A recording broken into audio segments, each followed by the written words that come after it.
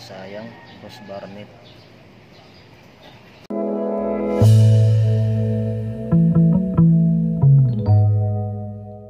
So yun mga tol, nandito ako ngayon sa aming alagang mga manok. So ngayon pinuntahan ko mga tol, ito ay merong Ross Barnett namin ay pisa na. So ang kanyang mga pinisa mga tol ay ito, ipapakita ko sa inyo. Ayan, isang piraso lang mga tol yung pinisa niya.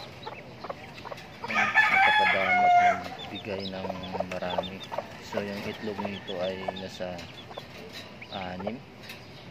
So ito lang napisa niya, isang piraso. Hindi na alam kung lalaki ba yan o babae.